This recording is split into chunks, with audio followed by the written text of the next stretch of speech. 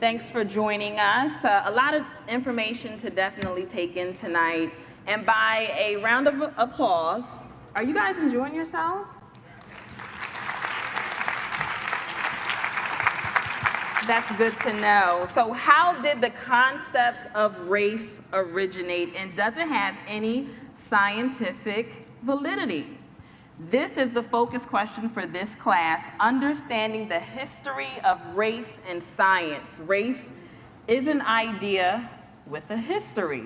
Human difference was written about in ancient Greece, depicted in paintings in ancient Egypt, and has been an important aspect of human life for millennia, for as long as people with different ancestries, languages, and cultures interacted. However, the idea that humans are of different fundamental types, that these types cannot change and are not equal, is a recent one. Modern ideas of race started to form and became important about 500 years ago, at the beginning of the age of exploration. Encounters between European explorers, missionaries, and colonizers, and the native people of the Americas, Africa, Asia, and Australia forced questions that had not been asked before. How could Europeans explain the bodily and behavioral differences they noted between themselves and the natives? How could European colonizers assert their superiority over and justify their cruelty against people who looked and acted differently than them? And our panelists, of course, will answer some of those questions. It is in the thick of these questions that the history of science gets entangled with the history of race. The first attempts to classify human diversity that include systematic observations and measurements begin in Europe and later in the United States toward the end of the 1700s and early 1800s. The early racist scientists, or the early racial scientists, often accepted popular ideas of human types and differences and found ways to formalize and explain them. Who heard of Darwin? Many of you heard of Darwin, okay. Darwin's concept of evolving populations contradicted the idea of static races, but racial science developed and continued in full force through the mid-20th century until the horrors of the Holocaust. Today, almost all anthropologists, biologists, and other scientists reject the idea of race as a scientific concept. However, are we really now a post-racial society? Can anyone answer that question? Okay. How do scientists understand race and human diversity today? What can we learn, actually, from studying the history of a bad idea? And I'd like to take this time to introduce the panelists. I want to start off with Dr. Claudine Cohen. She is the professor in the history of science and director of the research program in biology and science at the School for Advanced Studies in the Social Sciences. And she comes from Paris, France. Let's welcome her.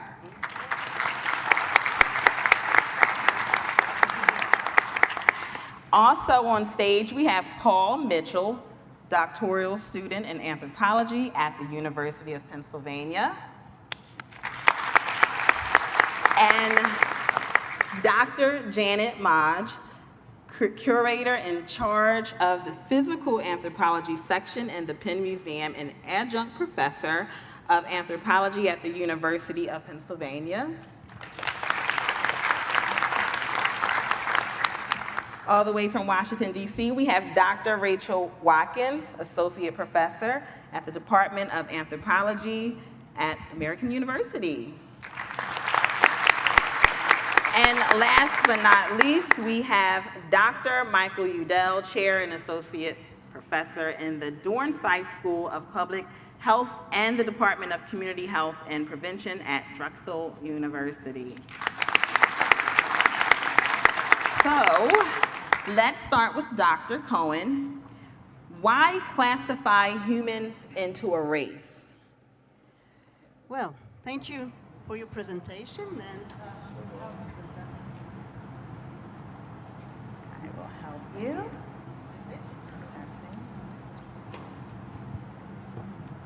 So, can you hear me? Yes. So I'm very happy to be here, coming from Paris and again in Philadelphia for the third time, and thank you for the invitation. So now, for your question, why classify people in races? First, why classify at all? I mean, I think the urge to classify is a very, very ancient and very basic need. And I think humans need to put their world into some order. And if you look at old classifications, Aristotle and Pliny, they all tried to put an order into the living world and the world of objects that were surrounding us. Some of these classifications are quite weird, and we wouldn't accept them today. If you look at cabinets of curiosity of the Renaissance, for example, they classify minerals, and minerals are stones, but they also are fossils, and they also are archaeological remains. So we won't accept these classifications. So I think classifications have a history. And classifications of humans also have a history. And I think this history has several aspects. One aspect is intellectual, trying to make up the most rational classification, the most accurate classification. And one aspect, another aspect you spoke about a little, is a social aspect. And I think you cannot understand the history of racial classifications if you don't also envision the society which produced it. And I think Morton was, as you have understood, very much in relationship with the values and the category of his own society. As many of the people who classified races, like, for example, during the Second World War in Germany, classifying the Jews as an inferior race and the Aryan as a superior race, there were scientists who supported these concepts. And these concepts were very strongly embedded into political issues. So these are some examples to say that the classification, why classify race? First, because we need to put order in our world, and especially in our human world. And it's true, as you said, as you mentioned, that in the 17th century, when people had traveled the world and had met so many others, so many different people, they felt the need to put order in this and understand what it was about. But also, when they started invading some countries and making slaves and making all kinds of colonies, they also needed to justify their practices. So the concept of race appeared in our modern sense, I would say, during the 18th century, the end of the 17th, 18th century. First, race in zoology, it means the subspecies. Subspecies, but it means it's not a category, a natural category like the species. You know that the species is defined as all individuals that can interbreed between them. But the race is a subcategory. And race is supposed to speak of the geographic specificity within the species. So it's difficult to delimitate, even in animals. People started classifying humans, and Linnaeus, you may have heard about Linnaeus. He was the great classifier in the 18th century, and he came up with a systema naturae, a system of the nature, in which he classified plants and animals. And finally, he came up with a classification of humans.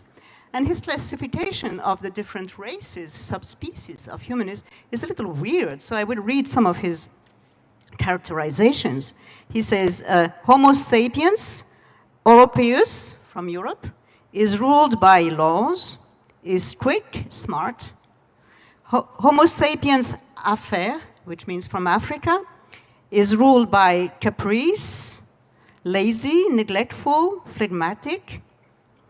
And Homo sapiens asiaticus is miserous, melancholic, ruled by opinion. And you see that these characters are more qualifying than really descriptive, scientifically descriptive. And they also show us that Linnaeus had a kind of a hierarchical view as to this category up front.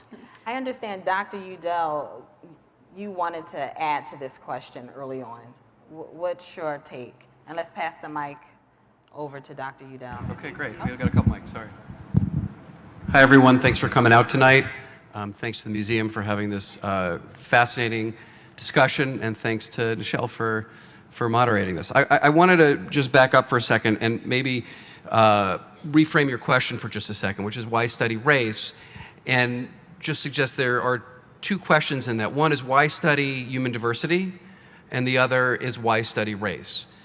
I would argue that probably most of us would agree that we can study human diversity to better understand our evolutionary history, to better understand our health histories, and to glean information from who we are as a species to improve ourselves. The other question, why study race, I would argue as both a historian and someone who is a public health person, that we study race to divide people. And that white supremacy is embedded in notions of race and race difference. And if we go back to Linnaeus, who is really the progenitor of racial categories, we just heard from Dr. Cohen about the way in which white supremacy was embedded in these ideas, and that race is a hierarchical concept that promotes division. And Dr. Morton was a white supremacist, you mentioned. And that Dr. Morton was absolutely a white supremacist. And there were some interesting questions earlier about the relationship between Morton's skulls and discussions about slavery, and whether, Morton himself, what Morton himself thought about race and races. And I think that, by virtue of the way he divided groups up, and the way in which his ideas were utilized, and the broader movement that he was part of in the American School of Anthropology, which conceptualized races, as was said earlier, about literally separate creations, was really taking place at a time in US history when American politicians and Americans were debating notions of freedom and slavery and about citizenship. And Morton's ideas and the skulls were used to promote one particularly awful vision of citizenship and slavery. And I should say that Morton didn't come to his ideas on his own.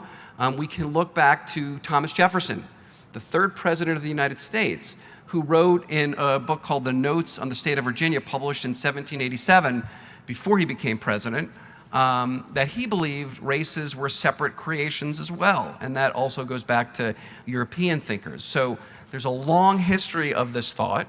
And I'll just pick up on one more question, and then I'll turn the mic back to someone else. There was a question about, well, when did these ideas go away? And I would argue that these ideas have not necessarily gone away, that science has moved away from them. And later in the panel, we'll talk about where science is at today. But that as a country, we still struggle with these ideas. We still struggle with what race means in America, both in a social way and in a scientific way.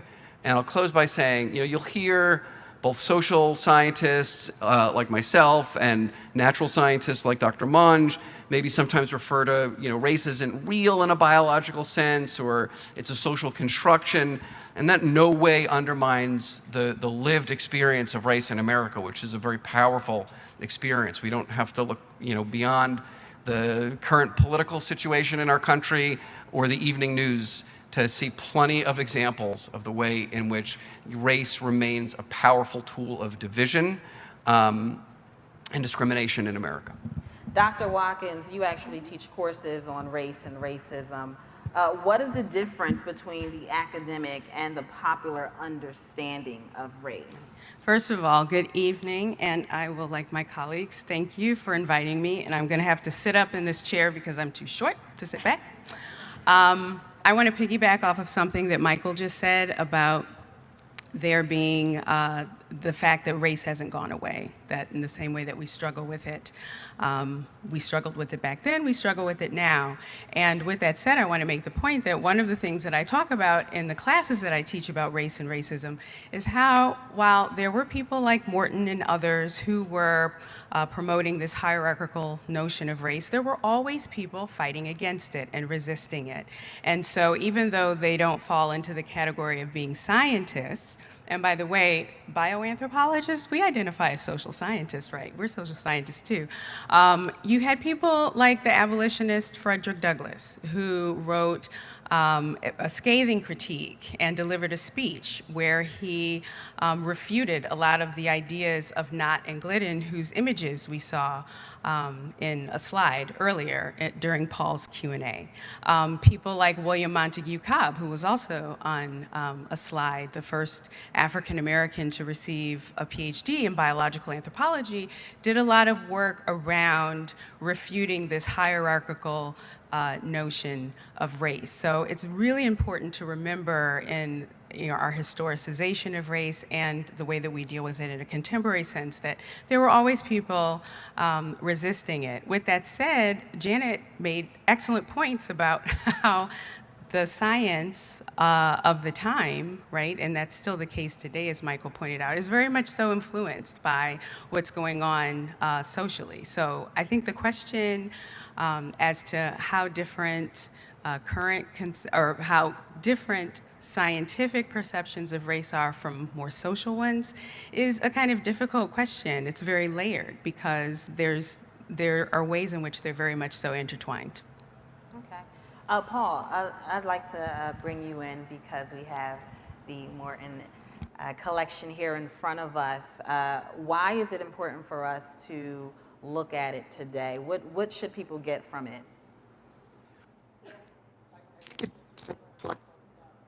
Mike.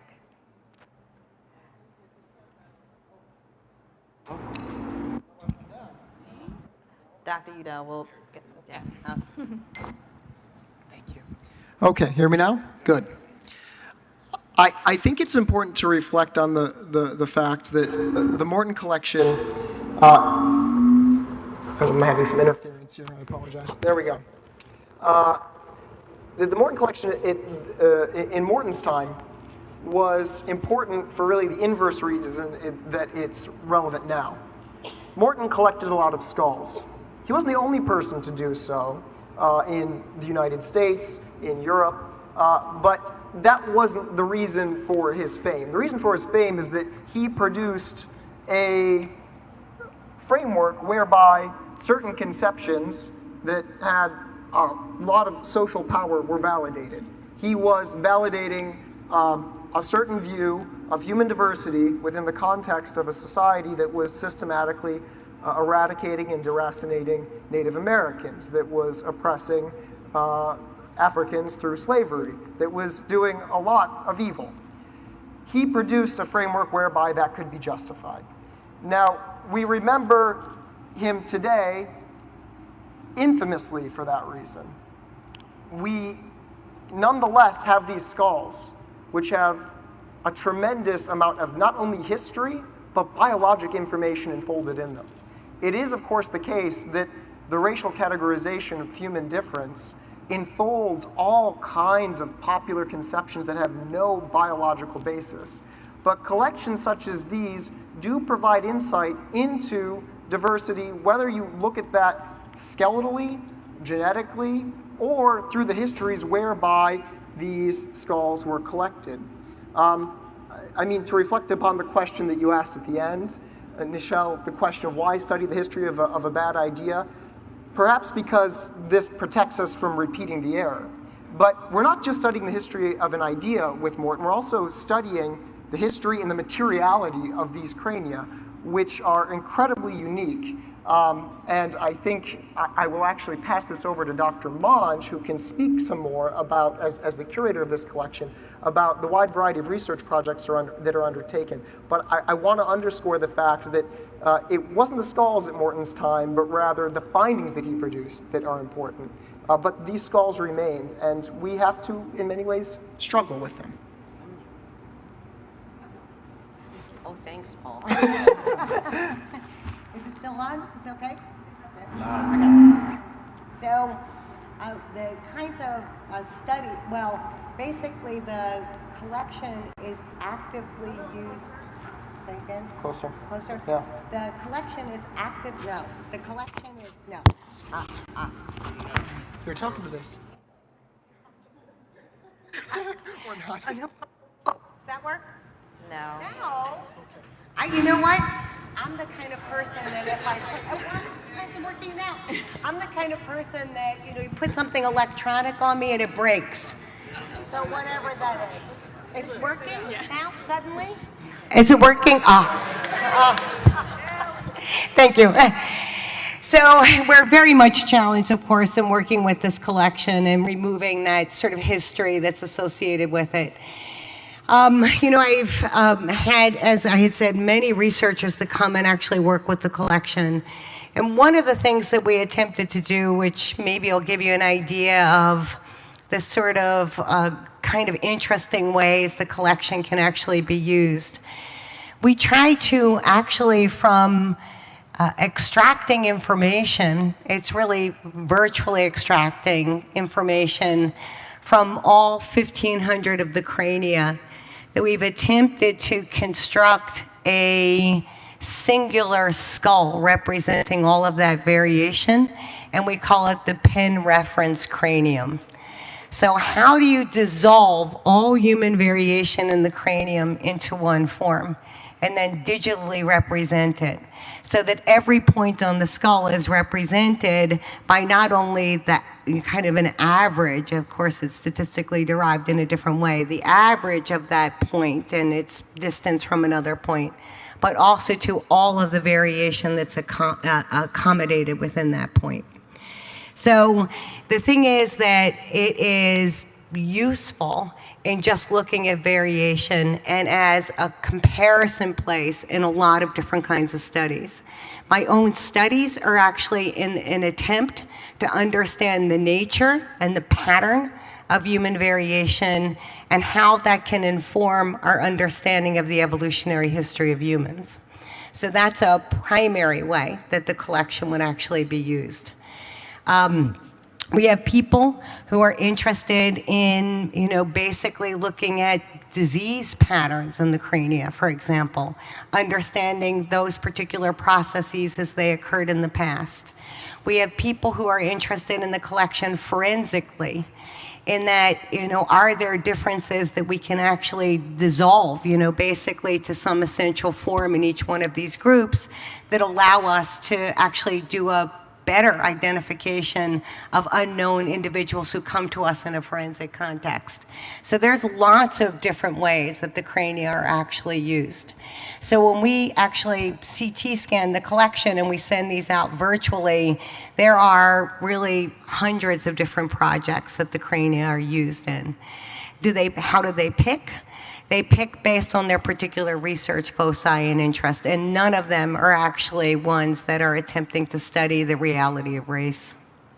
Just curious, before Dr. Cohen respond, what are academics doing today to push the needle to actually place us into a post-racial society? Well, I would like to follow up a little in this, Okay. what has just been said about Morton and his, what he brought. In France, we had a very strong school of anthropology following the American one. The American was like a pioneer in that respect in the 1840s. But since the 1850s and 60s, in France, we had a very strong Société d'Anthropologie, which was very dominant, and people came from the whole Europe, the whole world to study there. The major person, the founder of this society was Paul Broca. Perhaps you heard about him because he discovered the area for language in the brain. And he was a very strong admirer of Morton. For him, Morton was really a model because of his methods in studying the skulls. I mean, the measurements, statistics, and he tried to follow up in his steps. No need to say that Broca was also very much involved into this hierarchical view, this white-centric, Eurocentric view of humanity, and as this justified in Europe, in particular, all the colonialism that was going on during that period. So I think anthropology, and we should measure that from today, we should see that at that time it was really a queen science. It was something extremely prominent in Europe during the whole last decades of the 19th century and the first decades of the 20th. So, and this science that was based on the study of skulls and the size of brains and all kinds of measurements proving the hierarchy among the races, I think this science died at some point. And it died after World War II, excuse me, after the horrible events of the Nazi period. And you don't hear?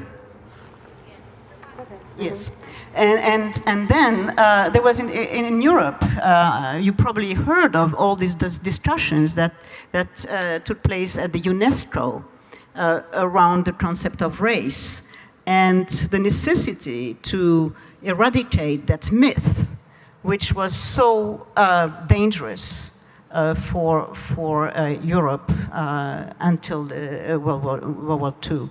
So I think it really put an end to this concept of race, even if race is not totally absent of our world. And I think in Europe, in France in particular, no one uses the notion of race, and it's even forbidden by law. You cannot blame someone because of his race. You cannot exclude someone from a job or for an apartment that he wants to hire because of his physical difference or his racial difference, and it's prohibited by law. So I think there has been really a break at that time, at least in our country, that, as you know, has been very strongly involved into collaboration with the Nazi, and the French government of Vichy was taking up all these categories. And even some anthropologists like Georges Montandon, which was a prominent anthropologist in France, he had a very high responsibility in the Jewish affairs, and he knew how to recognize Jews from other people. So there were really a very strong involvement of scientists during World War II in France, and this is not possible anymore today. Dr. Yudell, you had something to say? Well, we were going to get back to your question. Yes, so, yeah. So I think your question, if I understood it correctly, is what are academics doing to push the needle towards a post-racial society? So I want to provide a historical example to answer that question first, and then a more contemporary one.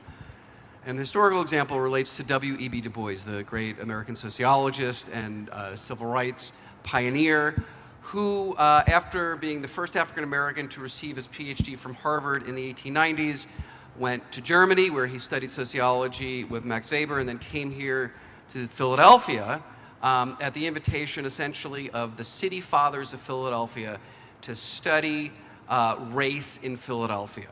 And Du Bois wrote a book published in 1897 or 1898 called The Philadelphia Negro, which studied the state of African Americana here in the city of brotherly love. Now, when he was brought here, again, the city fathers hoped that his findings would justify the racial order of the time, which was one of increasing segregation, of tremendous disparities between whites and African Americans. Many of those disparities sadly still exist today in Philadelphia. Philadelphia remains a city divided along economic lines and along racial lines. But Du Bois wrote this book and essentially subverted the reasons for him being asked to publish a study in which he said that, the racial order wasn't due to some biological difference between peoples. It was due to economic, social forces that were oppressing one class of people in the city. Now, Du Bois does not get invited to stay here at the University of Pennsylvania after he finishes the study and goes to Atlanta, where he takes up residence at Atlanta University, where he starts a series on the state of African Americans in the US. It's one of the great documents of African American history and culture at the beginning of the 20th century. But in a way to answer your question, Du Bois, in about 5 years after he arrives in Atlanta in 1906, there's the Atlanta race riot, and many African American men, women, and children are beaten brutally, some killed, and Du Bois has a crisis of consciousness. And he essentially, within a year, will leave academia because he doesn't believe that academics can play a role in moving us, what he was also trying to do, towards a post-racial society, because at this time he's also the first scientist really to articulate a very powerful scientific rejection of the idea of race and of white supremacy. And he does it by looking at mounds of data that he had been collecting in the early part of the 20th century. And he leaves academia and he becomes, instead, a political agitator, believing that you can't change people's minds through basic knowledge. You need to create a society that has structures that push back against racism. And that's what he would spend his career agitating towards until he dies on August 28th, 1963, which is on the eve of the March on Washington, the famed March on Washington in Washington, D.C. So that's my cynical answer to your question. My more positive answer is that academics can still provide knowledge working across disciplines and working across academic and policy boundaries to try to, A, educate the public about the state of thinking in history and anthropology, about human diversity and what race is and what race isn't. And there are lots of folks, all of us on the stage to some degree, are working on that.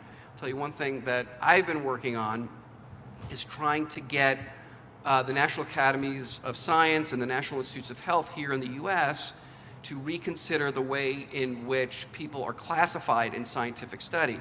If you open up genetic journals and science journals, we still use very crude racial classifications to study populations of people. And what you'll hear is scientists say things like, well, we know that race isn't a particularly good proxy to understand human ancestry, but it's the best proxy we have, so we're going to use it anyway.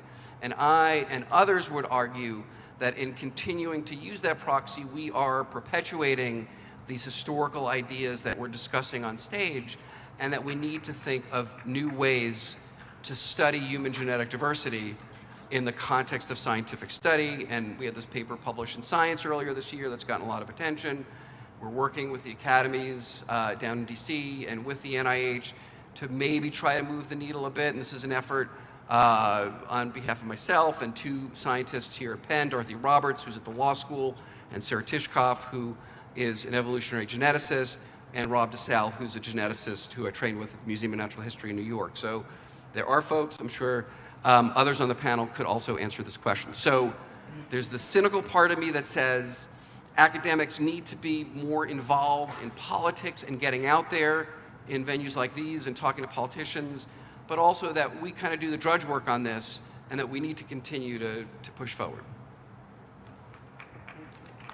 Thank you. In speaking to other ways in which I think we're all really trying to work very hard and kind of breaking down the boundary between the academy and the broader community, I mean, thinking again about Janet's work as well, Can you hear me now? Okay, so one of the things that I like to do is bring students, high school students, elementary school students, middle school students, to my teaching laboratory, or I go to them. There are not, I'm sure this is not going to necessarily come as a surprise to many of you, but there are not a lot of African American folk with PhDs in biological anthropology. So there's a way in which I feel very obligated to make my presence known that requires me to go beyond the ivory tower, beyond the four walls of the academy, to really get out into the community. So that's one very important piece of work that I think many of us should be doing. Also, when it comes to the more academic side of things, and Janet, I would love to be in dialogue with you about this up here, maybe even, but one of the things that is unsettling to me as a biological anthropologist is that we've done a really good job helping to dispel the notion of a biological, notion of race. But somehow we do that without recognizing the very real material existence of racism. And so I think there are times when we're speaking to the public about the fallacy of race in a way that almost makes it sound as if we're saying that racism isn't real, or that we're not validating that experience as well. So I know that there are many of us who are trying to do a much better job of that as well, and to make the point that dispelling the biological notion of race is a part of the process of dispelling the social power of race. Oh, so true. I mean, I don't know that I can even expand upon that. I mean, I'm in total agreement with this. I mean, we actually, I think that I'm representing a whole community of scholars when we say that our research has shown for a very long time that there is no reality, biologically speaking, to race. And you're right, we stand down, essentially from our obligation as educators and actually making that distinction between biology, race, and racism, because as you say, that's very real in the world. It's hard, when you, are in your little sort of, your classroom or you're in your office, to really kind of break out of that academic mode and actually operationalize the things that we think in a broader spectrum of discussions. But maybe that's our push, maybe that's our mission at this point onward. It depends on the topic and the classes that we teach, but you're absolutely correct. I mean, why aren't we teaching more classes on the history of race and racism? Because that would bring not only the biological anthropology into view, but it would also present that stark social contrast to what we actually do academically. So maybe this is just a good heads up, basically for all of us to think outside of the box a little bit in the traditional classroom sort of setting or format. What biological anthropologist really tells us is that there is no consistent group of differences to which we can classify any group of humans. And, of course, I feel that very powerfully, and I say that very powerfully, but if you're not getting that word out there and you're not doing a good job, essentially in that educational frame, then those words are, without grounding. So I appreciate your thoughts there. I mean, absolutely. And hope that I become a better anthropologist, actually, in the future. I do. Yeah. I wanna bring this back to Morton to make a bigger point, and that is, in the origins of racial science, there's interest for reasons of classification in describing physical difference. But the major impact of this kind of study is to link physical difference to behavior. And when we look at these crania, the assumption that people like Morton brought was that we could tell something about the brain, and then we could tell something about this kind of person, this kind of people, and then we could make an association between that and behavior. So So what is missing? What is different in our ideas about race and ancestry today? Well, the biggest missing component is what biologists sometimes, in a very general, abstract way, call the environment. And one of the questions I might like to ask is, what is it that we should be talking about, but we're not, that is important to understanding human diversity? It's not just elaborating upon, refining, or improving how we talk about race, but also talking about all sorts of other factors that contribute to the differences that really matter. Not skin color or height or body mass per se, but questions like nutrition, questions in our society about education, about access to healthy and clean food, water, and air. These are questions that we need to think about when we ask questions about not just how are people different in some abstract sense, but what are the differences that matter. And I think that we need to be thinking about this primarily in the present context, not just upon race as some kind of way to categorize human diversity, even with more accuracy scientifically than Morton was able to do. Dr. Yudell. Just to piggyback off that point, which I think is a great one, you're talking about the social determinants of health, which we in public health spend a lot of time thinking about. And one area of study that has emerged over the last decade as a counterpoint to reducing ideas about health and difference to race is to think about what Rachel was talking about, which is racism. So you're seeing more often in public health studies trying to measure the impact of racism on individuals and their health.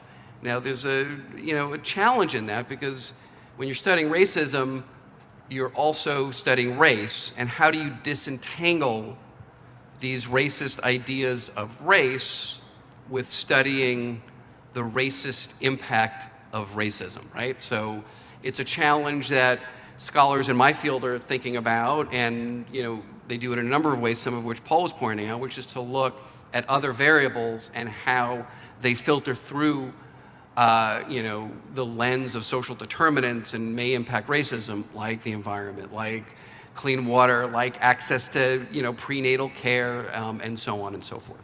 So I think.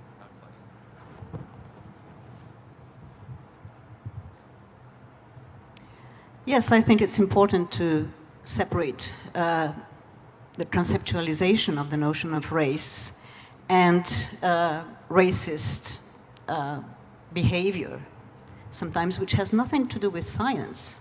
Sometimes people don't need any scientific elaboration to be racist, although they have their own biological ideas that they frame in themselves. There's one point on which we didn't talk, and which perhaps you mentioned a little, is the question of the diversity of cultures.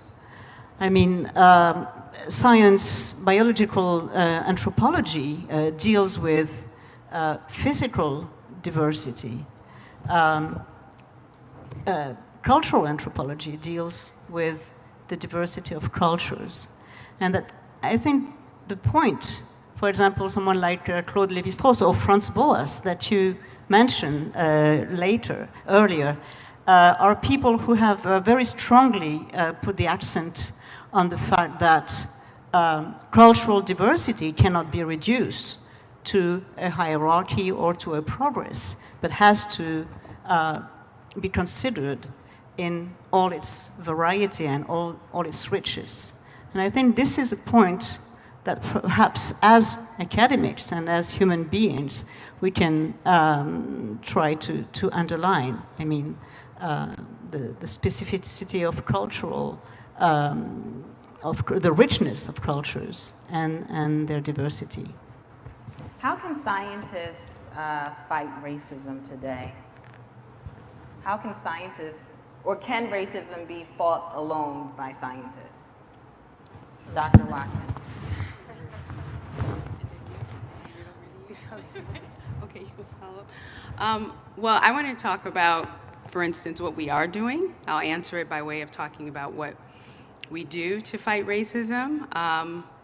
For instance, this forum tonight is an example. Another thing that I think it's important to say about biological anthropologists in this day and age, and this is why I love gatherings like this, so that we can hear more about each other's work and where we are with things. Biological anthropologists these days are very much so biocultural in our orientation. So speaking to that point about the richness of culture that you mentioned, we take that into account in our interpretations of health and disease when we're looking at the skeleton or whatever hard or soft tissue we're looking at.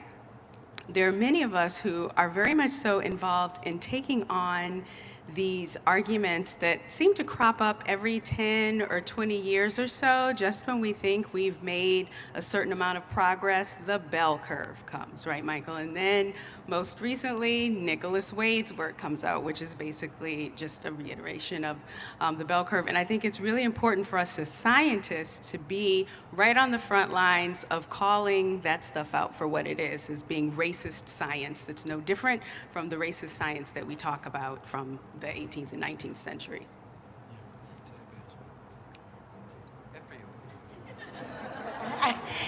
He looks like he was dying to talk. I mean, I had set that aside in my head, but you're absolutely right. I mean, I'm sure some of you know or are familiar with Wade's work, which is, I mean, almost scathing, I would say. Came out probably now 2 years ago. If you haven't had a chance actually to look at it, I would absolutely suggest that you do so. I mean, it is as biased and as racist as any work I think that I have ever read, including going deep into time when you could maybe say that these people, you know, were just representing ignorance. There is no way you would say that Nicholas Wade is ignorant essentially of the facts of science. So a good kind of a technique or tool is to take, you know, a number of the gross oversimplifications, jerry-picked statements actually within a work like that, and actually pointing out how they violate essentially the tenets of the normal scientific process. And I think that, you know, if I'm sort of thinking about this, and the best ways that I can think about it is that nothing really substitutes for kind of good, clean, thoughtful processes, and essentially giving the core to people of really how to think like a scientist and evaluate data like a scientist. So, I mean, I think in a kind of, you know, I'm sort of faulting myself with not taking the bull by the horns and doing this in every single class. But what I do center in all of my classwork is this idea to critically evaluate work, to make sure that you are looking at the full range of data which is actually presented on that topic, and that there's nothing biased essentially about that work. And if you can reach that point and evaluate it, then you have, you know, achieved this, you know, level of yourself really being a scientist. And maybe I do some component of that in the classrooms every day, but you're right. I mean, I should address this actually much more directly. So I want to return to a historical example for a moment, if I could, and then circle back and answer the question. And just by show of hands, do folks know who the evolutionary biologist Theodosius Dobzhansky was? Anybody? Okay, couple. So Dobzhansky was one of the great evolutionary thinkers of the 20th century. In many ways, he was what Darwin was on a slightly different scale to the 19th century in his time in the 20th century. And Dobzhansky is really, in many ways, responsible for how we talk about and think about race in a modern context. And what he did in the 1930s as part of what's called the evolutionary synthesis, which was essentially the marriage of population genetics and Darwinian ideas about natural selection, is that he needed ways to measure human diversity, and he stuck with the term race.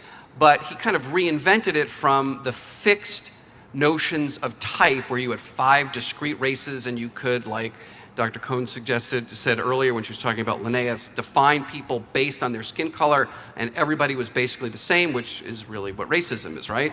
And Dobzhansky reinvented race in the idea that races were different based on the frequencies of genes that were different between human populations.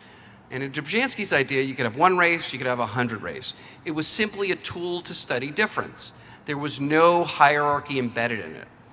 But what Dobzhansky learned over the course of his career, after spending about 20 years defending the race concept, was that race was a social idea, and that he had several very public fights, including with Claudine Cohen, who was the chair of physical anthropology here at the University of Pennsylvania in the 1950s and 60s, about race. And Cohen writes this awful book in 1960-61 called The Races of Man, or Race, I'm forgetting the title, in which he refers to Africa as an indifferent kindergarten and all these really racist ideas. And Dobzhansky writes a review of the book in the Saturday Evening Post, which then was a popular weekly magazine. And he trashes Cohen's work. And he was a gentleman and a scholar, and he mailed, not emailed, he mailed with a postage stamp the review to Cohen before it came out. And Cohen flips out and threatens to sue Dobzhansky, the Saturday Evening Post. For all we know, he's threatening to sue Dobzhansky's mother and wife and whoever. And Dobzhansky, the Saturday Evening Post ends up withdrawing it, and Dobzhansky goes to his close colleagues, many of whom he considered liberal and shared his ideas and ideals about race, and said, you need to back me up on this, and really nobody would. And he then wrote a book a year later in which he called for science to rethink the use of race in American scientific study, because we were stuck in this paradox of his own making that I mentioned before, right? On the one hand, race could be a useful tool to study human difference, but on the other hand, it wasn't a particularly useful proxy that was embedded in history, that was embedded in current social ideas. And I think that scientists need to continue to push this idea that we need a more precise way to study human difference without recapitulating these racist notions and hierarchical notions of difference. So I'll stop there. So what's the substitute for pattern human differences? I mean, is it, the concept of population? Is it just basically a delineation, essentially, of ancestry? Where does ancestry run over into population? When does it fall into broader categories that people have called race? I mean, how do you parse out these terms and then effectively use them as tools, for example, in medical studies, as you were just talking about in your comments a bit ago? Because I think that that's the real challenge. Once you identify difference, and it's patterned, you're really kind of stuck in a particular kind of mode and really seeing where the origin of that difference comes from. Claudine Cohen gave it an evolutionary perspective, very difficult to deal with. Of course, he was here at Penn. He wrote a book called The Origin of Races. He actually made the case that human races cross the threshold to humanness at different times. I mean, the book is at its essence the core of thinking about race in evolutionary terms. But it seems as if there's always this kind of, once you sort of, walk into a doctor's office and then they ask you your family history, and then they ask you your ancestry, and then they ask you your population history, you're in the grind, basically of them looking for pattern differences that can explain particular kind of medical outcomes or particular medical tests which are actually performed. So I'll answer that in two ways. One is that in this paper we published earlier this year, we make a suggestion that perhaps ancestry, which is more of a process-based or a pattern-based concept, versus that we should be using ancestry versus race, which is more of a hierarchical concept, where race is like you fit into 5 boxes and we're going to force you into that box, whereas ancestry is more of the sum total of your genetic and genomic heritage. It's a complicated way to look at things, but we believe that the technology exists in genetics and genomics to begin to move in that direction.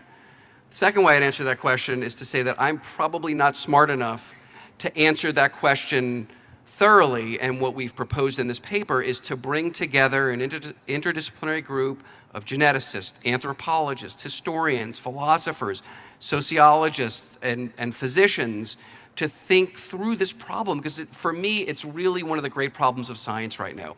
We use this concept that is lousy and outmoded and harmful, and we do it as if it doesn't cause damage, but we know that it does. So what we've proposed is to bring together these people to think about how to do this. And I have a suggestion, which is to think about ancestry. I don't know if that's the answer, but I think that we need to certainly spend a lot of time thinking about this question, which is what I'm hoping we do in the coming years. Adding to the complication of ancestry, let me say, first of all, you absolutely should get the article that he co-authored with Dorothy Roberts and Sarah Tishkoff. It's really, really incredible.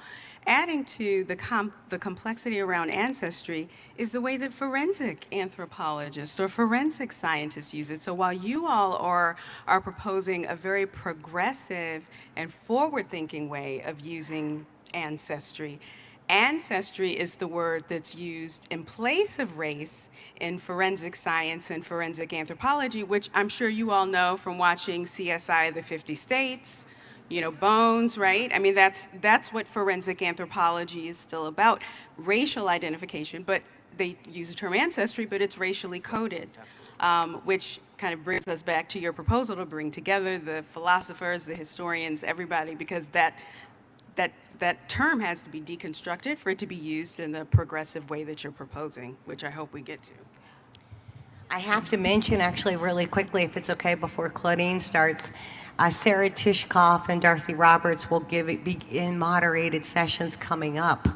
So if you are interested in carrying on with these topics, Sarah Tishkoff in the third session, dealing specifically with genetics and ancestry and race, and then Dorothy Roberts, who is in the last, I think, session, it's dealing with race and violence. So, you know, absolutely check in and hear sort of a further sort of exploration, basically, of all of these discussions. I think we're just really kind of beginning discussions today. And then I think you would find something interesting, basically, in all of these panels which are coming forward. It's on, Dr. Cohen. Yes. It works? Yes. Well, I think we were talking about what we could do as academic. I think as a historian, I agree very much with what just has been said. Our task is to understand as finely as possible all the implications of the use of concepts, of notions, of words, and to try to understand their implications, intellectual implications, but also social implications and historical implications. And I think this is a very fine and tedious work, but, and perhaps it doesn't prevent all kinds of racism, but at least it gives us some tools to understand the discourse of today as we can try to understand the discourse of the past. I would like, we were talking about evolution. I think we didn't mention one domain, which is in which the notion of race is still used, because nothing, the notion of race is still in use, because nothing, it's difficult to do otherwise. It's the domain of paleontology, paleoanthropology. And I think in paleoanthropology, you still deal with some questions of what I called just previously subspecies. Are Neanderthals a race of Homo sapiens, or are there another species? And in that sense, dealing with the evolution of the genus Homo, I think that the concept of race can have a justification in that very particular meaning.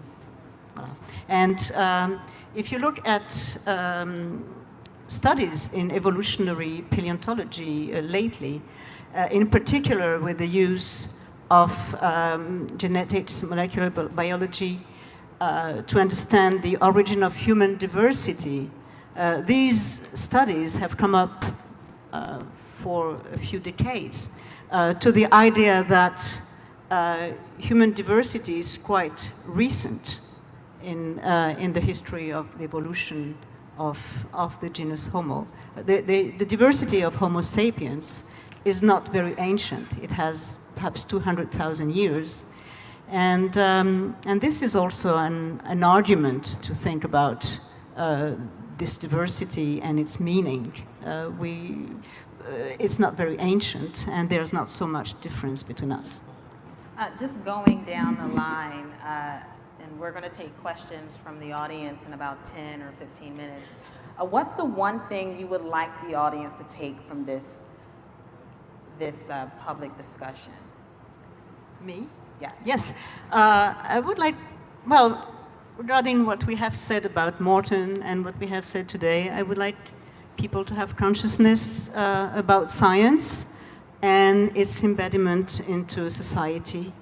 I think, of course, we all consider science as a pure research, as a very high-level endeavor, but especially as regard to human sciences, they can be embedded into important determinations that come from social events or parameters. So I think we have to think about that, and we have to be conscious about the scientific endeavor and its embedment into society politics. Really, just to elaborate on what Dr. Cohen said, in many ways, science is, when viewed historically, something of an honorific. It's like when you say, I like that, you know, therefore it's liked. When you say that's science, therefore it's science. When viewed historically, we can make that argument. Are all things that claim to be science today science? Well, in that they're called science, yes. Do they deal with data in particular ways? Do they deal with theory in particular ways? These are some fine-grained questions that we have to ask when evaluating claims about the world. When we look at people like Samuel Morton, look at scientists like Samuel Morton and try to evaluate what they did, we have to understand that they were operating within a social context. They were operating within a social context that in many ways influenced the ideas that they produced, that influenced the work that they did. We can understand science that way with regard to scientists, but we might ask the question, when scientists study humans, what do we have to understand about social context then? And if we're talking about race, and if we're talking about human diversity, the one thing that I think you should always remember, and the one thing that I think is a clear lesson from the history of racial science and from studies of human diversity today, is to really truly understand human diversity, you have to understand that in the context of the history, not just of populations, but of people, of social contexts, of cultural contexts. There are no people without history. There are no questions without history. And understanding that is, I think, an essential component to appropriately interpreting and critically analyzing the science.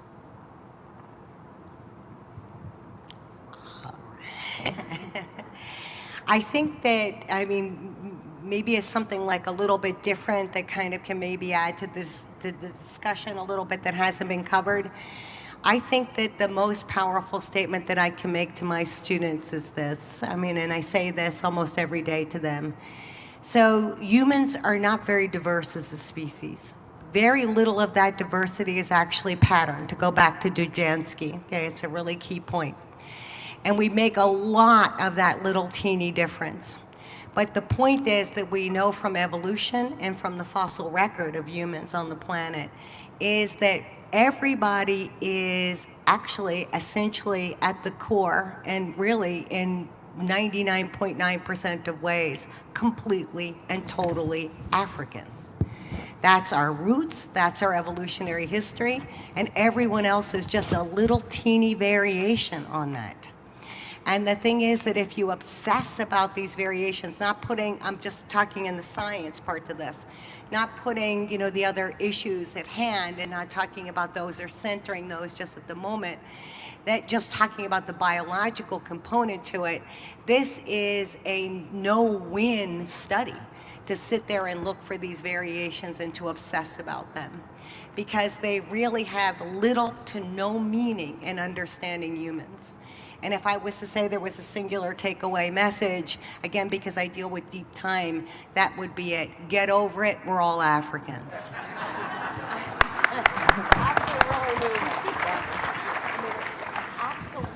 when I say that to my students, some of my students, of course they won't say it in public, but they'll come up to me after class and say, does that mean we're all black?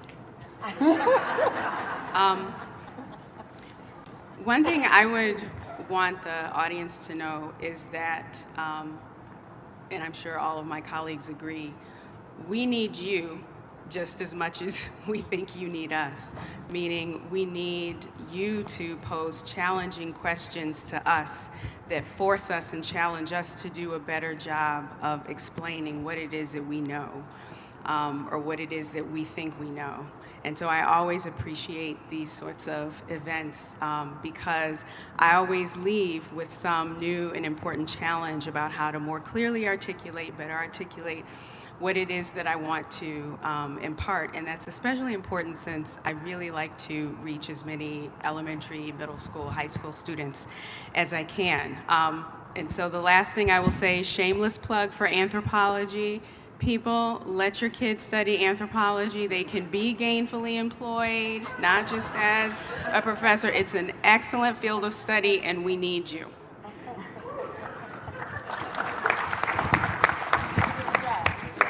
So these are all incredible points, and it's been an honor to sit with this panel this evening and have this discussion. I'll add that what I hope leaves this room tonight is more discussion among yourselves, with your family members, with your colleagues, and with your friends, because this is a discussion that needs to be happening, especially now. And I will say that, I've been engaged in this work for 2 decades, and, when I talk to friends about who are not scientists or, not in academia about, what race is and what race isn't, they kind of look at me like, what are you talking about? That doesn't make any sense. If, I see difference, that's race. Of course there's meaning in that. And I think the points that we've heard here tonight about how, our genetic diversity isn't what we think it is, that, race is a concept that is deeply socially embedded, and that we need to move towards understanding human diversity in ways that befit who we are as a people in the 21st century, not as who we were as a people in the 17th century. And we are really still operating in a 17th century or 16th century even mindset when we think about these things. So I would encourage you to continue this discussion, and that would be my hope for what comes out of this evening. Is there anyone here with a question right now? Come forward to the mic, yeah. Here's one. Here's mine. Thank you guys so much for your time. My mind is filled with questions and thoughts and challenges to my own worldview and perspective of things. But, and I have so many, I've been taking copious notes, but I'm only gonna just kind of focus on one, and that is, I don't know if the discussion really has been, maybe I can clean it up later to be more PC, but my initial thought was, are we being intellectually honest? Because on one hand, we say, the word race equals racism. And, and so if we're looking at race because of the color of my skin, I don't see anything negative about the color of my skin. So for me to be identified as a Black American is not racist to me. I think what you had mentioned earlier, Dr. Yudell, about W.E. Du Bois talking about the social and economic and education, I think those things are the reason why people are more disadvantaged than perhaps the color of their skin.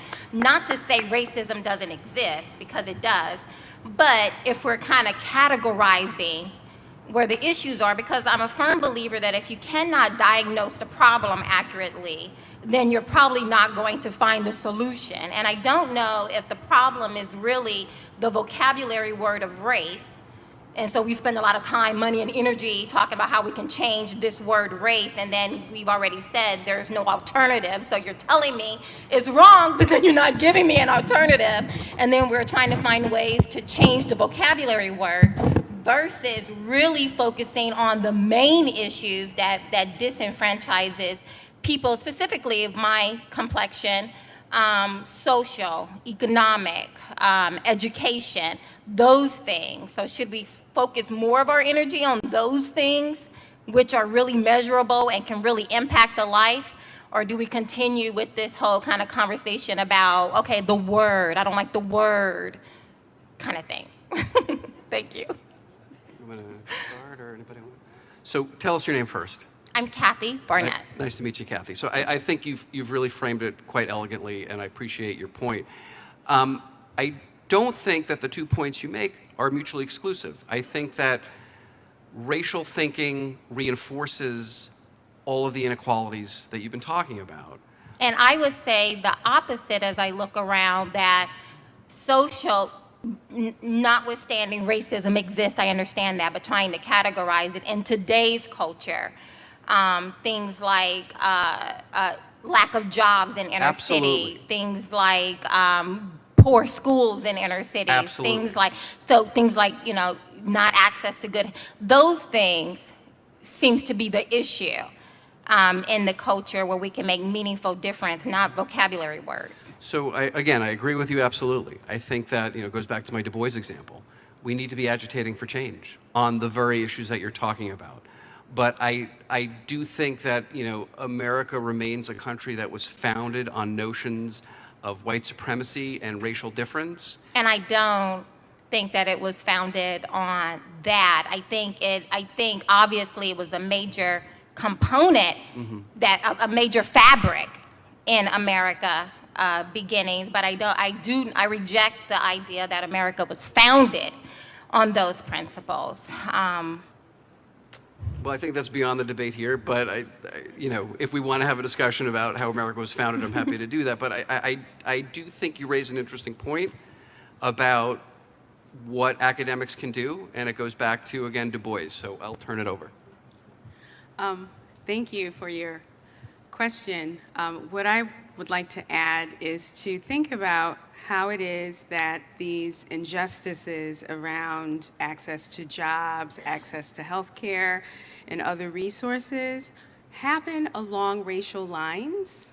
And so kind of speaking of yet another kind of valuable idea that perhaps comes out of the academy is this idea of intersectionality, right? So we need to think about injustices and the way that things happen, not along a singular axis of race or class, but to think about how people experience injustices or inequalities by way of multiple aspects of their identity. So I would encourage us to be thinking about how we can look at how these things are operating together as opposed to separating them. But absolutely, I agree that these things aren't mutually exclusive.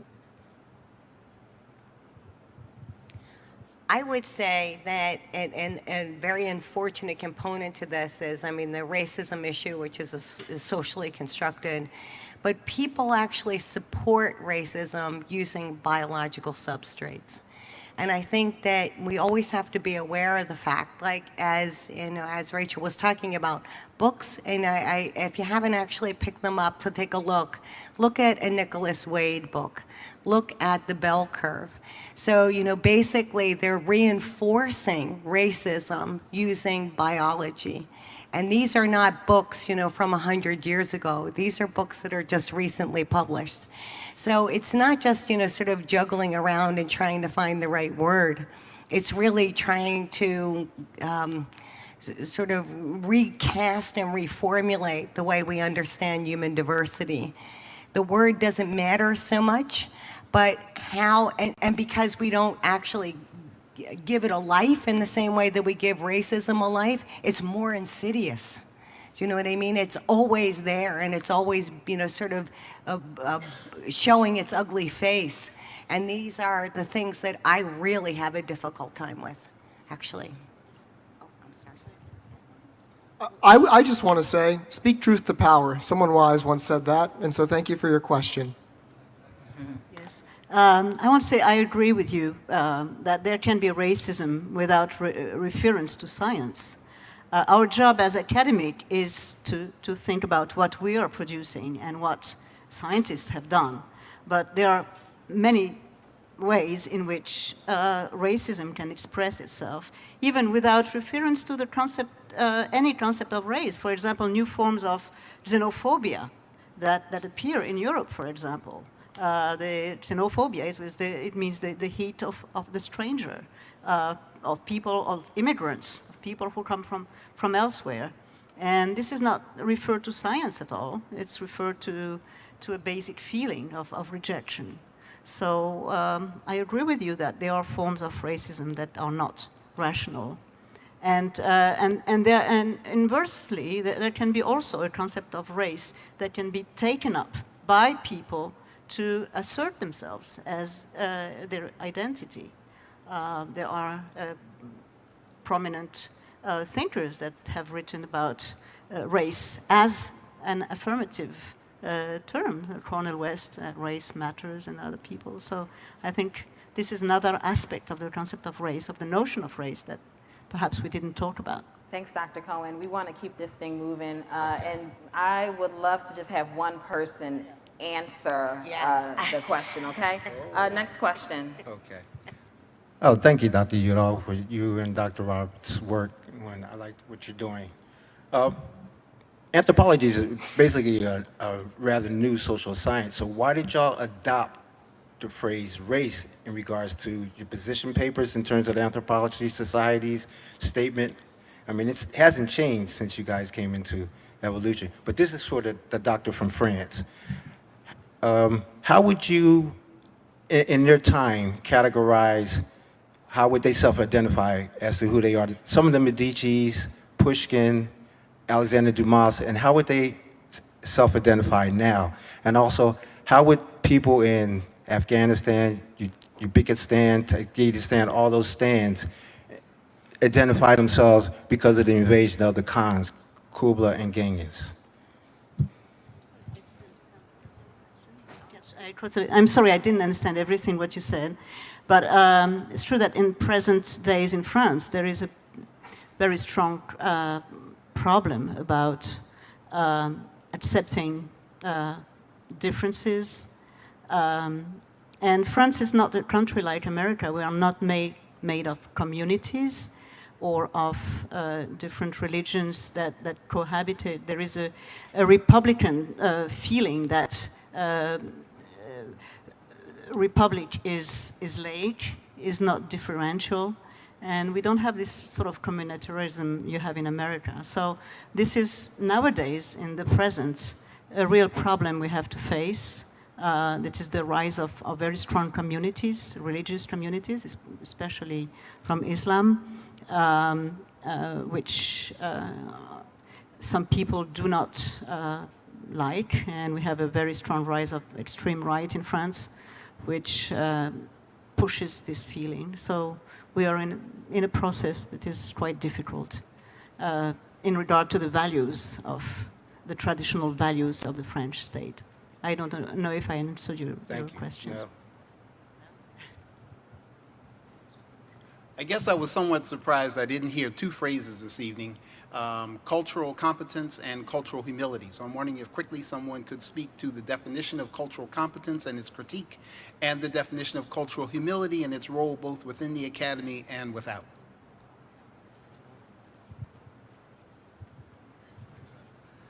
So, I mean, the question was define cultural competence and cultural humility.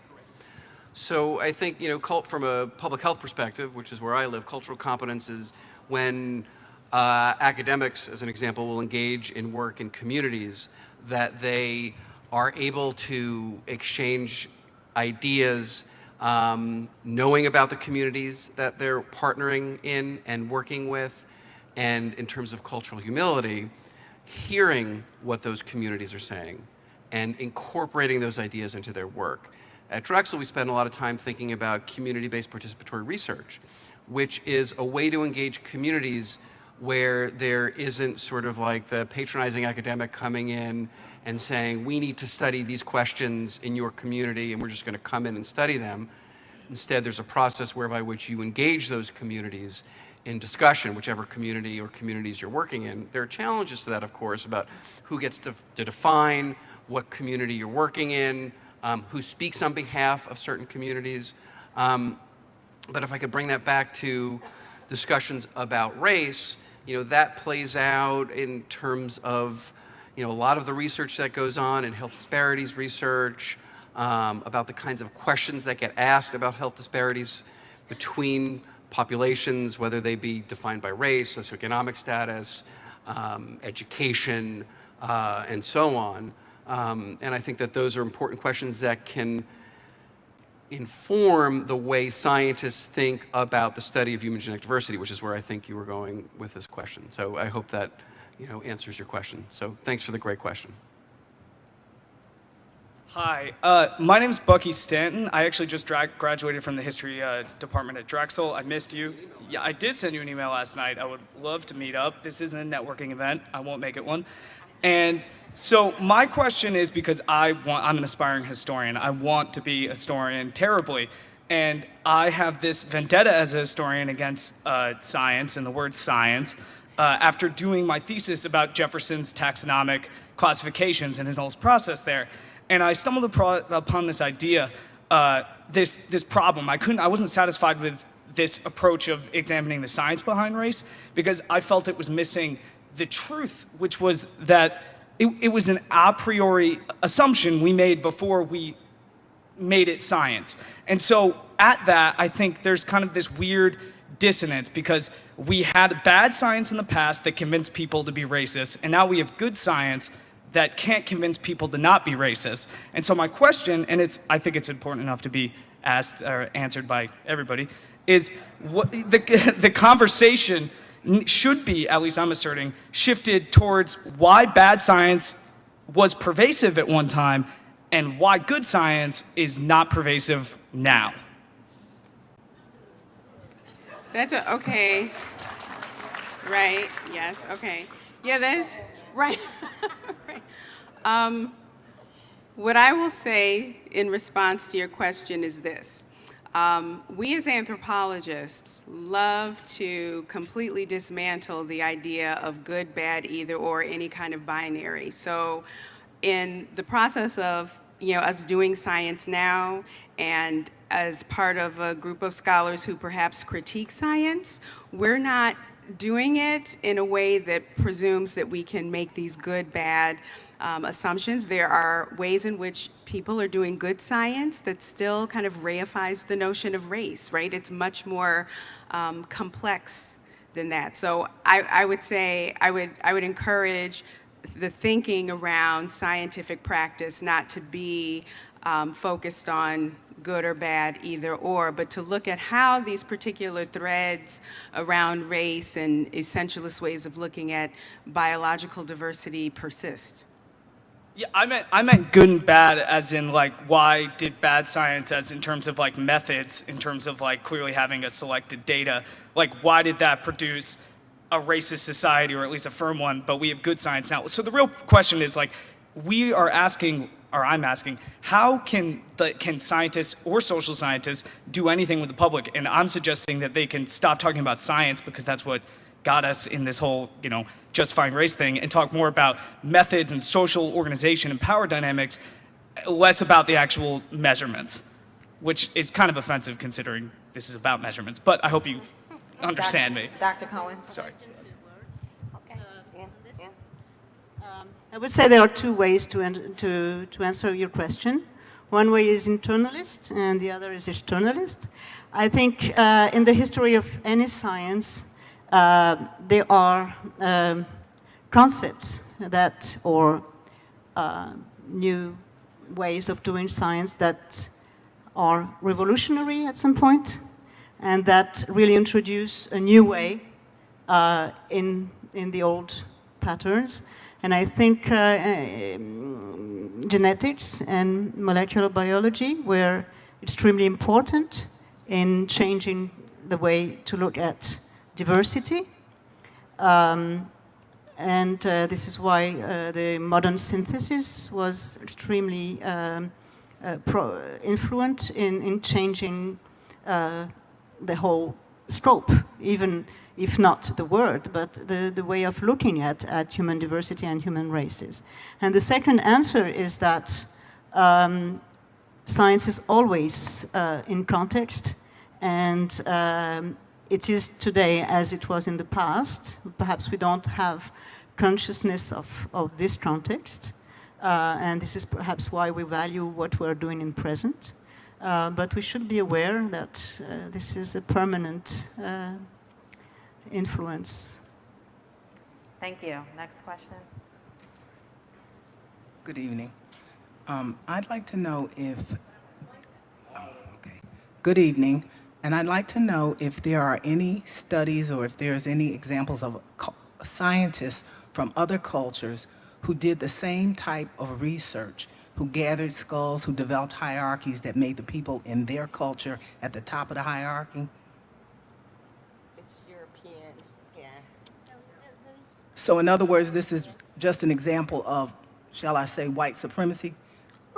By and large, yeah. Yeah, that's pretty much it. I will say that there are some examples worth knowing that for example, there's a German physiologist by the name of Friedrich Tiedemann who, in the first part of the 19th century, approximately when Morton was writing, a white guy, a German physiologist, who did a study similar to Morton's and came to the conclusion that there were no major differences between what he classified as Negroes and Caucasians or Europeans. But he didn't get published.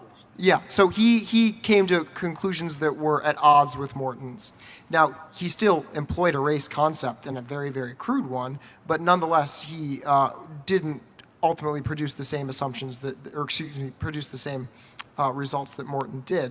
That being said, I think it is really worth reflecting on the question of why it would be that an American, within a particular context, within the context of slavery, within the context of the oppression of Native Americans, why would what does Morton's project and his results have to do in that context? How is that different than Friedrich Tiedemann's in Germany? It's an interesting question, and of course, this also changes in Germany and the United States through time.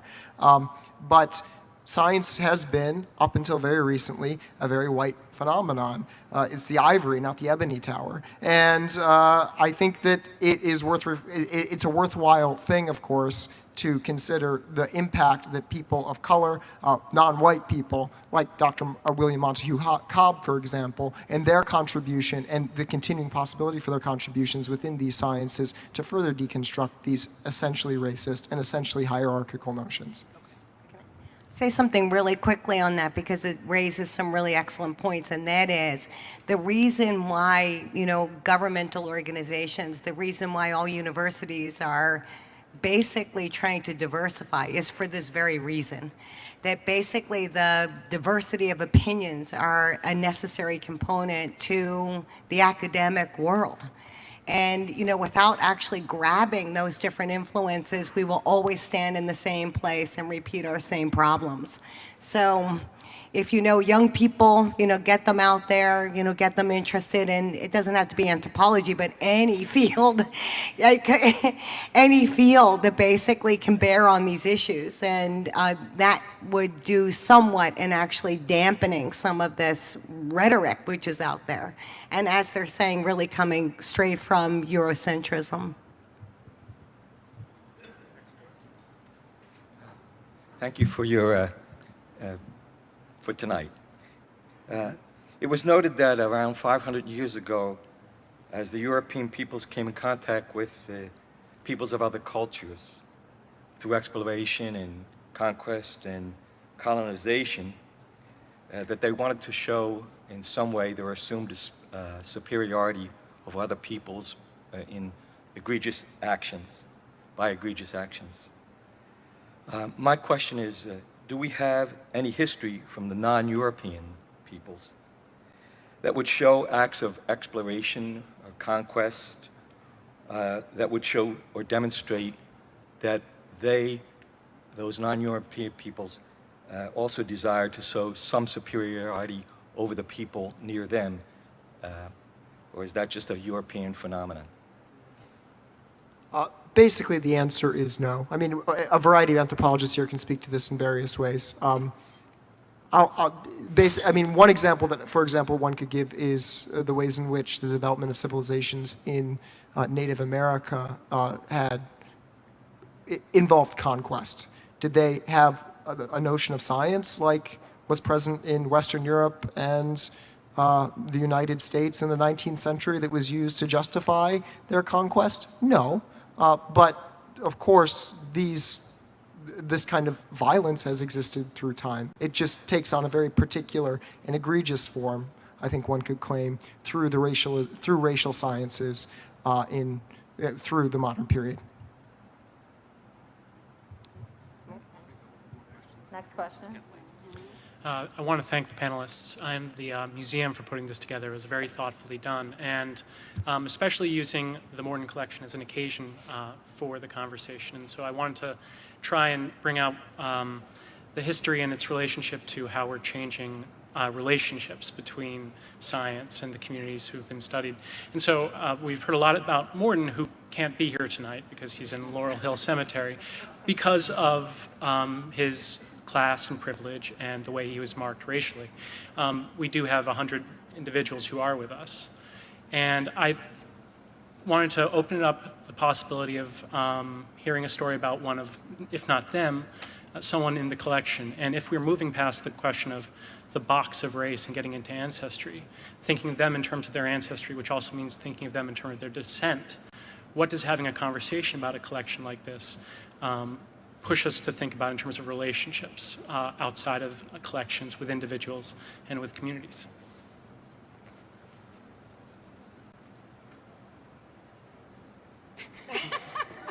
We're like drawing straws and doing It's a great question. Yeah. Yeah, I mean, I think that's part of what this struggle to figure out what to do with the collection and interpreting it, right, to the public, is all about. I mean, there's a very difficult and sensitive history associated with a lot of anatomical collections that we have here in the U.S. And I think that the Morton collection is really unique in the way in which Janet and her colleagues attempt to struggle with making it available to the public in a way where we can kind of collectively grapple with these issues of race and racism and racist science and what have you. And so it's a real model. So I do think that, this particular way of making anatomical collections available to the public or interpreting them to the public, I like to think it somewhat breaks down this notion or kind of calls into question this notion of scientific superiority, right? I mean, science is sure objective and what have you. At the same time, it's very much so socially embedded. And so I think it really kind of brings an awareness and a consciousness of that on the part of the public as well as us as scientists, yeah? Nicely done. Before Dr. Monge actually answers, I'd like to encourage the audience, if you have a pen handy, just to jot down this website. I want you all to visit the program's website to see the videos and actually get access to additional resources. And the website is www.penn.museum/pmclassroom.com. It's penn.museum/pmclassroom.com. PM, I'm sorry? Yes, PM as in mother. Classroom.com.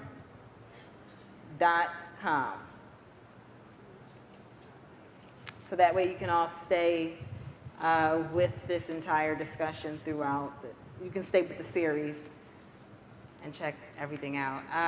Dr. Yudell? Can I just add to Janet's important answer to that question? I think that, these individuals whose skulls are with us today didn't ask to be here, right? So some of them were, Janet described some of the ways in which they were collected, and it's testament to the museum's effort to essentially give life to these individuals, to have discussions like this, given the ways in which some of these skulls, or many of these skulls, were used to degrade entire peoples.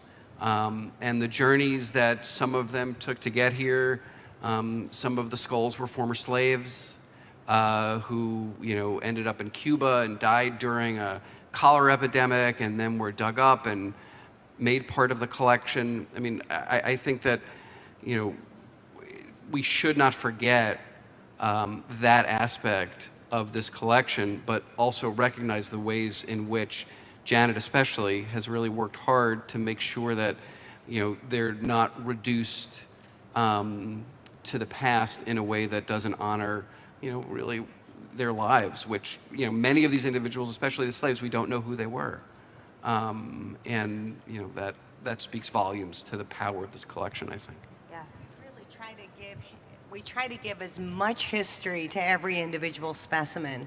It's almost like, maybe not a good technique in science, but allowing, with that information, anyone to kind of engage in it in any number of ways that is interesting to them. And it can be completely academic, it can be completely in terms of just finding a physical contact. We have people who actually need to make that contact.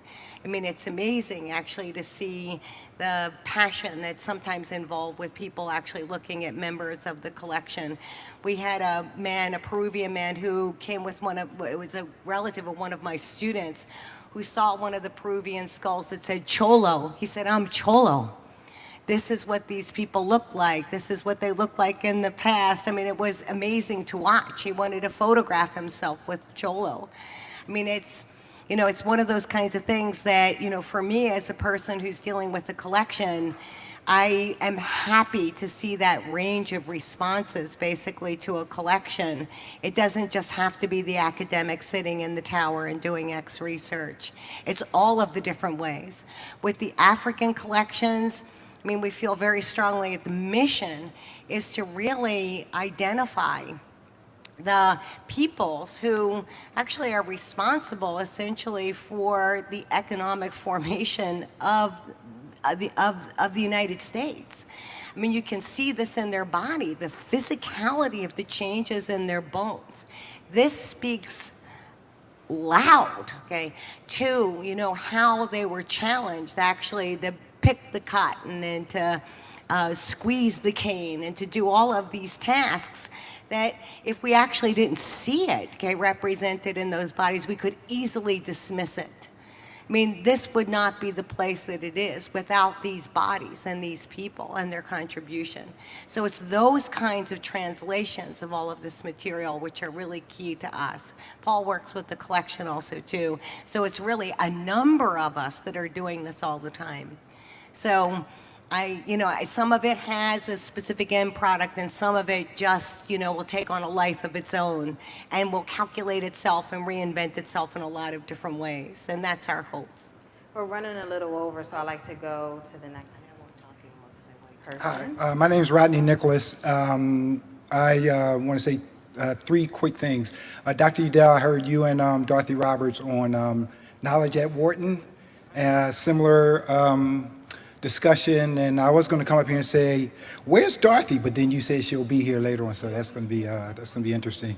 Second thing I want to say is there's a lot of tension here about anthropology, study of anthropology, whites and blacks and slavery. And just a couple of weeks ago, I was looking up, I think Stonehenge. Something happened recently in Stonehenge, which dates to 2500 BC. So one of the questions that popped in my head was, I know this is going to be controversial. When did white people become superior? Because what was going on 2500 BC when the Brits were building Stonehenge? Like, what dynasty was that of Egypt? I mean, Egypt had a dynasty, and the Brits were in the Neolithic. So, it's kind of relative to, I guess, now. One of the things that I was also thinking about, I call myself a student of human evolution. When you mentioned Dobzhansky, oh man, I remember studying him years ago. I was thinking, what's going to be the next race to dominate the world? maybe the Asians, who knows how long, because, if you go back in time, it was the North Africans and the Middle Easterners who dominated the world a couple thousand years ago, so that's sad. But the third point I want to make is when you mentioned that race was, Dr. Cohen, when you mentioned that race was thought of as a subspecies, I remember that when I was studying Dobzhansky, and I remember studying race, Stanley Gorin, Carlton Kuhn, Ashley Montague, I think, debated, so I remember all that. And I remember you saying that, so at what point, so we kind of perverted the word race because it was thought of as a subspecies, which was totally understandable.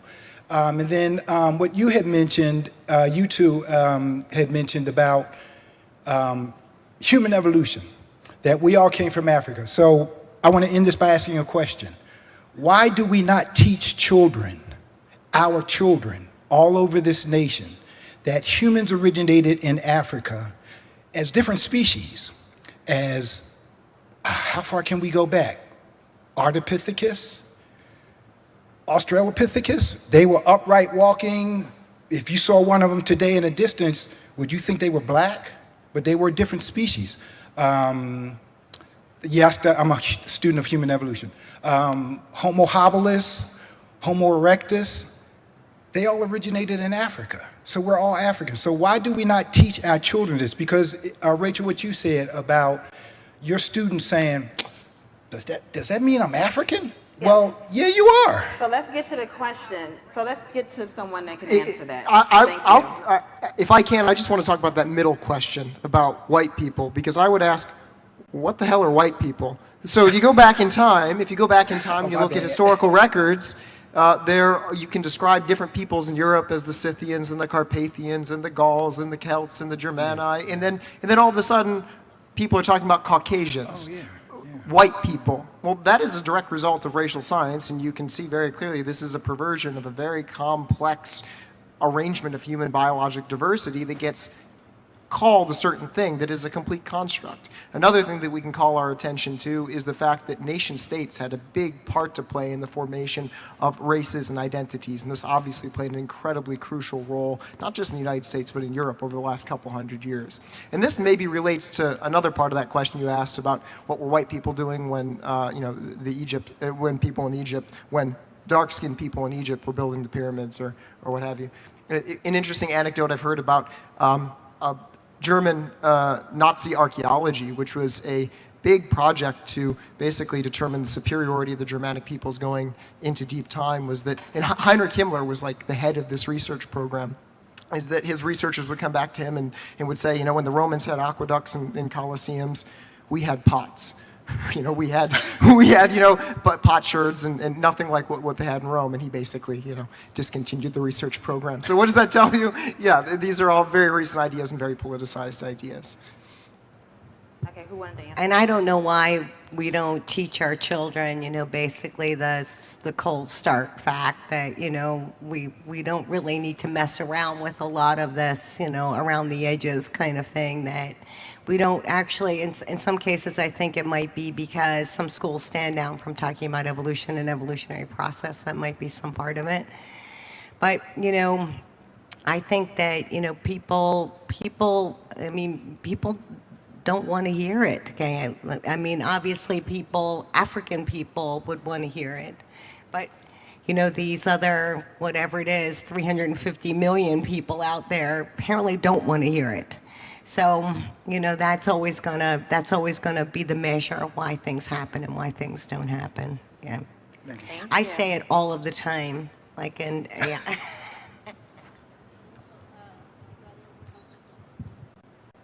Regarding the concept of subspecies, no one has argued that there was subspecies in humanity, simply because it doesn't work. I mean, subspecies means regional, geographical specificities.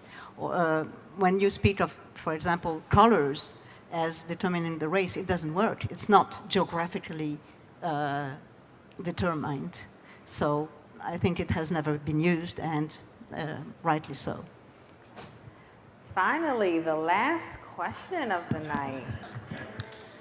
Hi, I'm not a scientist, so please excuse my simple-minded question.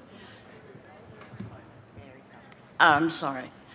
As I said, I'm not a scientist, so please excuse my simple-mindedness, but I think it may have been answered. But isn't it true that if we began in the Fertile Crescent, and then, over millions of years, some people settled there, and some people settled in Asia, and then we made it up to the Arctic, and some people got paler and lighter skin, lighter eyes, because there's something the sun did or didn't do, and some people lived elsewhere, and the geography made them look, basically, isn't it true that I think you've already answered it, but we're all one race, we just kind of lived in different sections of the planet that acted upon us and made us look a little different. Isn't that scientifically true? You're really describing the concept of adaptation and natural selection. That, populations in these expansions basically have, and of course there's other components too, have really adapted to those particular environmental zones. So, these are, the sort of the variations that exist in human populations that have been recognized that people actually study that can have meaning. But we're one race. If you wanted to take this kind of in a medical way, like, for example, why something like ancestry or race would be really key to study would be, looking at the frequency of skin cancers, basically, in peoples of African origin versus people of lighter skin and of other origins. And so, of course, you would really kind of want to know ancestry under those conditions because it has a kind of a predictive power. But like all of these not all of them, but many of the variations that we actually see, people have described as being components of natural selection and adaptation. So it's a evolutionary model of diversity. It absolutely is there. It's always strongly there. Yeah. Thank you. I'd like to take this time to thank everyone for being here, thank our panelists. If everyone could just give them a round of applause. And it was really nice being able to pick their brains tonight. I hope And thank you to Nichelle. Oh, thank you. But it was really nice to be here and to get a chance to pick their brains. I hope that you guys just stay with Penn Museum and follow the series. I'm sure you'll gain a lot. And if you have any other questions, I'm sure you can get their information, maybe email them, and continue to, as Dr. Yudell and Dr. Watkins mentioned, we here collectively can do our own part by getting rid of some of those racist theories and pushing into a post-racial society. So just like to say thank you once again and have a good night.